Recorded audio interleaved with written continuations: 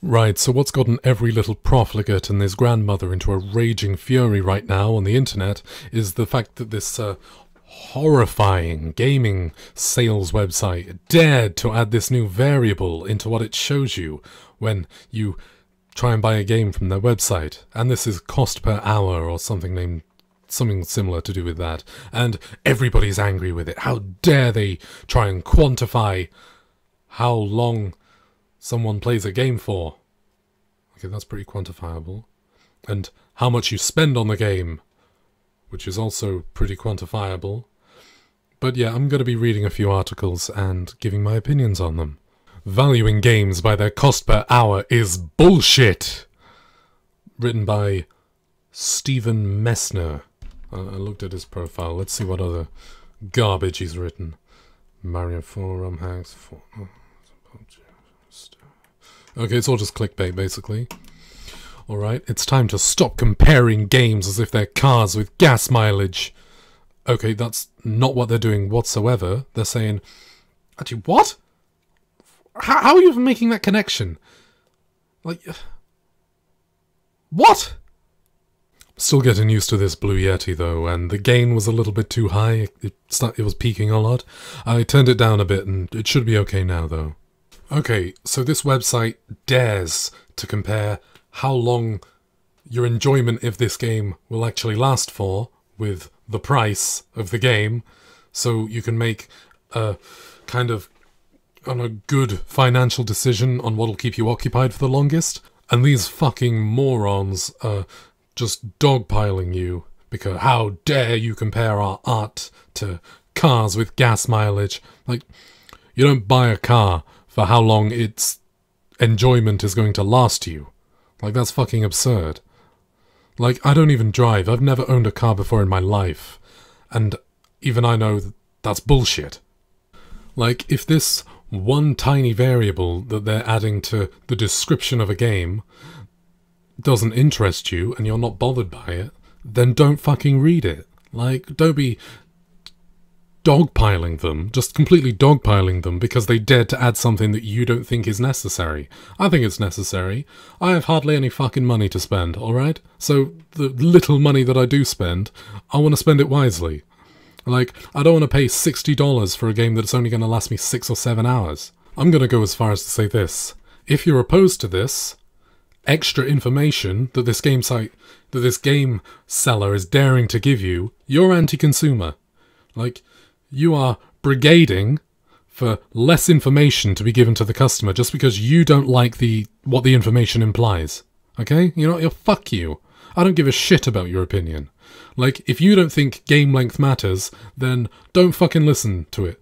Like, you know, don't pay attention to this variable. But the fact that you're advocating for less information to be given to the consumer, like so they can buy a game in blissful ignorance of how fucking short it is, like, you're a jackass. You're anti-consumer. You are a console peasant. That wasn't just a spur-of-the-moment, impulsive thing. I stand by that statement. If you're opposed to this, you are a console peasant. You are completely anti-consumer, and you bend over and roll away to touch your toes for your corporate overlords. But that reminds me, I should get back to the article. Trying to decide whether or not you should buy a game sucks. We've never had access to more information about games, but finding the right information is tricky. Yeah, because it's tricky because it's subjective. People like you think the game length doesn't matter, and that how many minority characters does, or I don't know what the people working on the team, like what their political decisions are. Maybe I don't know. I'm sorry if I'm incorrect about any of this. I'm just assuming all of this. But reviewers have their personal bias. Performance analysis merely tell you if a game runs well, and sales figures only tell you if a game is popular. Okay, one by one. Reviewers have their personal bias. Yeah, that's right.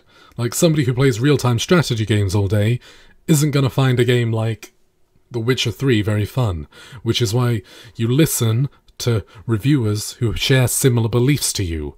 Like, I know it's difficult. You might have to look around and look at some naughty opinions that you don't agree with, but that's the price to pay, alright? Secondly, performance analysis merely tell you if a game runs well. Yeah, again, like, I'll want to know if my system can run a game or not. This is common fucking sense. And sales figures only tell you if a game is popular. You know, like, if it's popular, it probably has some good qualities with it. But actually, no. You should see what demographics it's actually popular with. A game really popular with teenage girls probably won't appeal to you if you're a 35-year-old male gamer.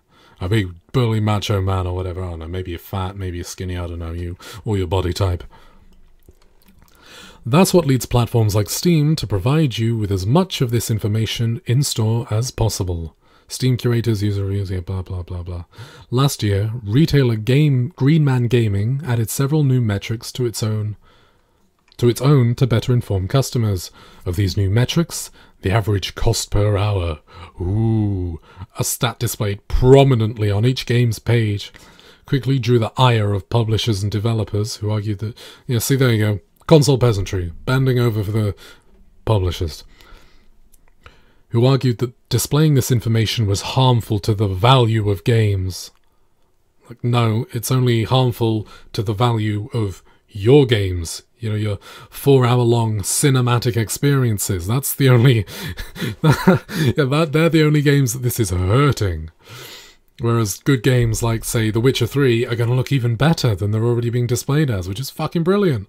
Witcher 3 is good. I want Witcher 3 to succeed. But games like, what was it, Metro 2077?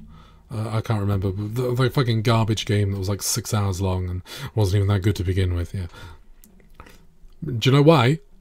Do you know why this would happen? Because good games normally last longer. I'm sorry, but that's usually the truth. Like, games that have had more effort put into them usually last longer. Might get a lot of hate for saying that, but I don't care. It's my opinion and I'm going to fucking stand by it. What are you going to do about it? The conversation has since returned to the spotlight when last week, Green Man Gaming CEO Paul Solyok defended the feature, saying the stat allows the community to make informed choices. Yeah, because it does. Like, this hero is trying to give players even more information. Like, all of this really detailed, confusing information, like, basically simplified to its most basic form, basically. Said the basically a lot in that sentence, I'm sorry. It's like, okay, so this is how long most people play, and this is how much it costs. They've just put them together. But when you look at what information this stat actually provides, it becomes obvious how uninformative and reductive it really is. Fuck you. No, it doesn't. You're not going to explain why, and I guarantee you're not going to explain why. But let's keep reading anyway. Time and money. Unlike websites like How Long to Beat, which relies on users manually submitting data for how long certain types of playthroughs took, Solyok claims that Green Man Gaming creates this stat by taking the price of a game at the time someone is viewing it and dividing it by the average numbers of hours its own community has played the game. Each user can attach their Steam account to their GMG account, I'm guessing that's the Green Man Gaming, yeah, granting the digital storefront access to that person's hours played data.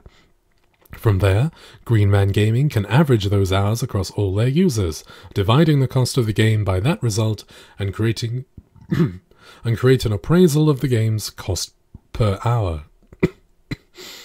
That's fucking brilliant. That's genius. That should have been made years ago.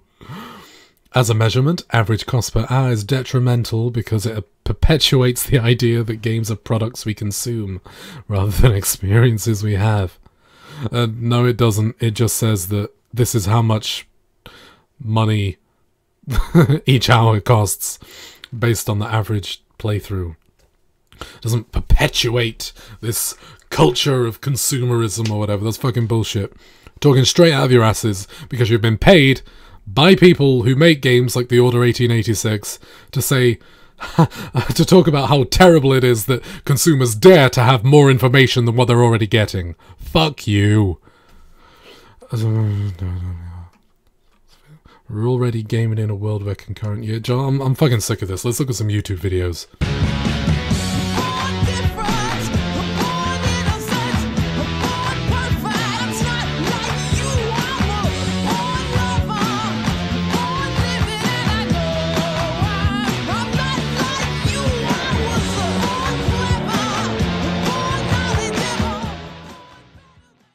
So Green Man Gaming has a new metric to help determine the worth of a game. If you don't know what Green Man Gaming is, it's like Steam but with 90% less crap and 90% less popularity. Their new metric answers a question that gets asked a lot despite there being no reasonable answer. Until now, that is. Green Man Gaming, doubtlessly using a team of crack researchers and the funding of a private military company, has somehow managed to convert time spent playing a game into real dollar value. No, they never pretended to do that. They just put together two variables that are already publicly available.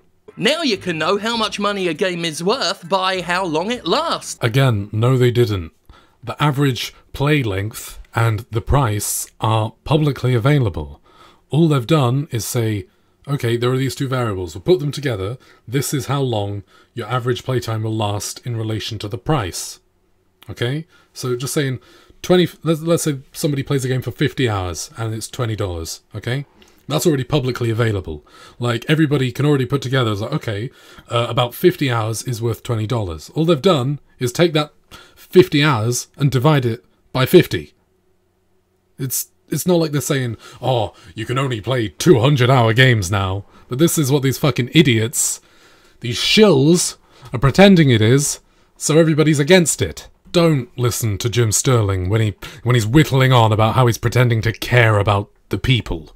He doesn't give a shit about any of you, okay? Like, he's sat next to a guy at some fucking soy boy debate talk thing and just nodding his head as this other fucking loser's talking about how it's okay to dox people. Deflated and defeated. It really, and don't even give me that First Amendment nonsense. You have every right to say it, and I have every right to call you a fucking asshole and try to find your address and put it out there. Yay! Ruining people's lives because they were mean to me online is fun! Something I would have thought utterly impossible until Green Man Gaming literally broke science to do it. Think of the savings! This new metric is called average cost per hour, but frankly I think that fails to be both catchy and informative. I hereby propose a new name for this figure: utter fucking nonsense. Here's a helpful hint then, when hopefully we start seeing it everywhere. You fat gelatinous blob. Don't fucking use it. We can't all just chip a little off of our thousands of dollars on Patreon every month that we don't spend on all-you-can-eat buffet deals. You might be able to buy whatever game you want, and that'll be fine. It'll last you for 6 hours, and then you can go and play another one. But I'd rather play The Witcher 3 than something like Papers, Please. Granted, it's not really a fair comparison, but just let's pretend The Witcher 3 and Papers, Please of the exact same quality. I know that's a subjective thing, but let's just say I consider Papers, Please and The Witcher 3 to be of the exact same quality. I'm going to want to buy The Witcher 3 because it lasts a lot longer, so I'm going to get more enjoyment out of it. Like, am I making sense? Like, maybe I just don't get it. Maybe I just don't understand what these people are complaining about. Like, maybe I'm just stupid, I don't know. But I do not understand why the outrage. Like, and I also don't understand the outrage, like, not just because I think game length matters, but not the outrage that these game salesmen are giving us more information to make a good financial decision. That is power to the consumer. Why are you opposed to this? You're meant to be Jim fucking Sterling's son. The guy standing up to the bullshit, to the lies, to the misinformation.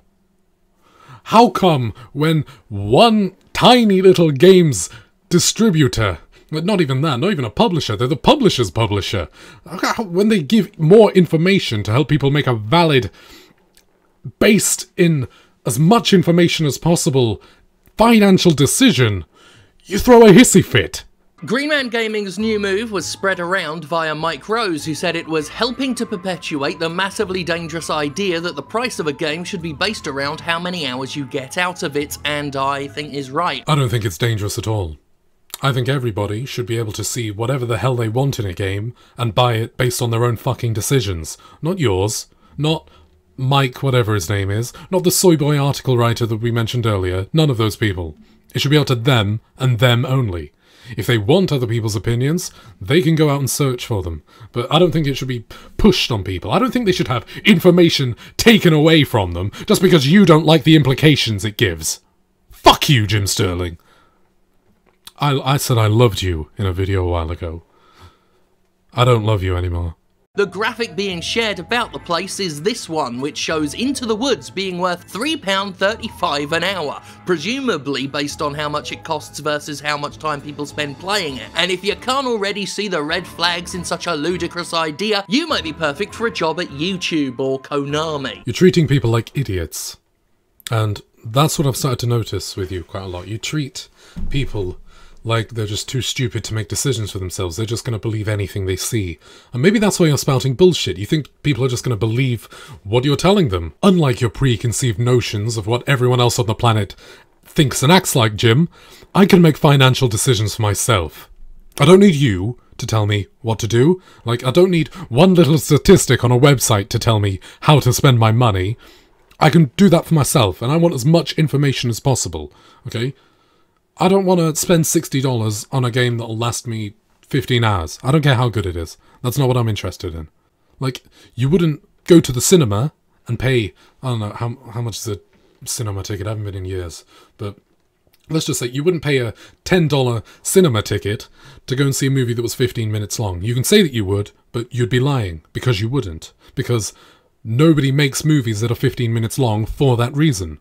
Suggesting the hours equal value mentality is massively dangerous might sound like hyperbole, but I tend to agree with it. So you heard some hyperbole, know that it's hyperbole, and believe it anyway?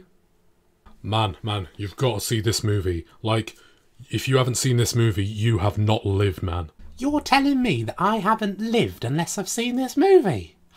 I should go and watch it. That was a terrible, mean-spirited impersonation of the guy, but hopefully you get my point. This is horseshit. Like, this is complete crap. Like, just comparing it to human waste or horse waste is just the only way I can describe it. Okay, let's try and find another video. I'm sick of hearing Jim Sterling's voice. There are some indie developers who aren't happy with this statistic, claiming that it ties to an unhealthy notion from consumers that a game's cost should be direct correlation of how much time the user is going to spend with it. Using this metric, some members of the games community feel that smaller indie productions should cost less than they are charging. And what I have to say to those indie quote-unquote developers is that the consumers have every right to feel that way. If they have a problem with that, then maybe they should stop being so fucking greedy and charge less for their games. Eh? Like, I know this is going to be the scapegoat as to why their shitty games aren't selling very well for the next, I don't know, 5 years until something else comes up.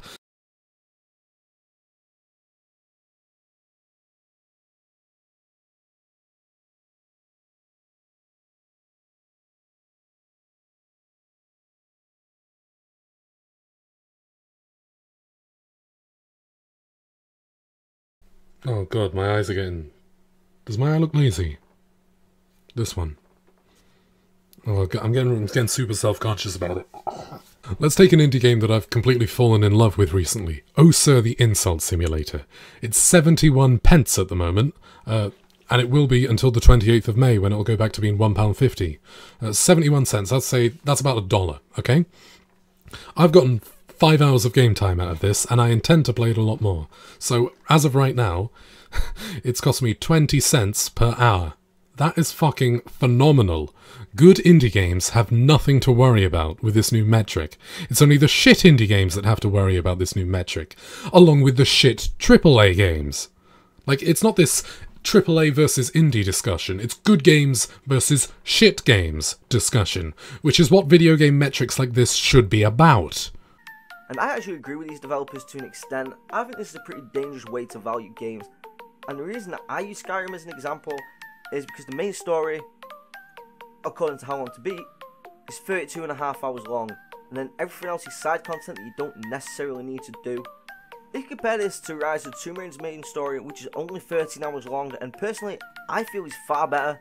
Using this way of valuing a game could result in more developers adding stupid shit to the games in a way to just pad them out so they hit a specific cost per hour if this becomes a common way of looking for a value in games. Okay, that has to be the biggest load of bullshit I have ever heard.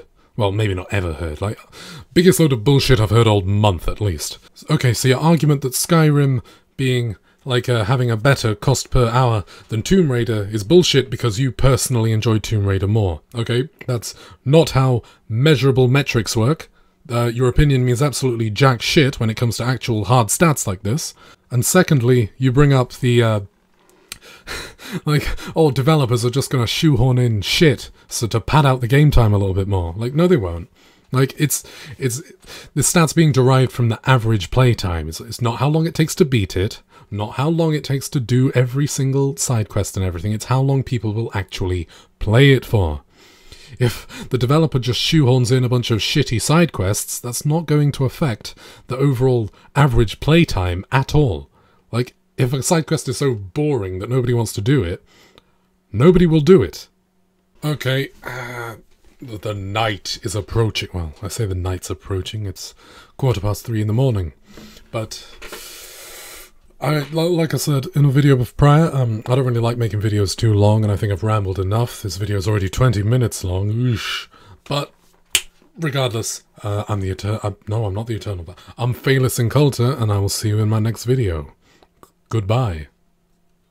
You didn't see that, but I winked under my shades, which I'll just do with the fucking camera, whatever.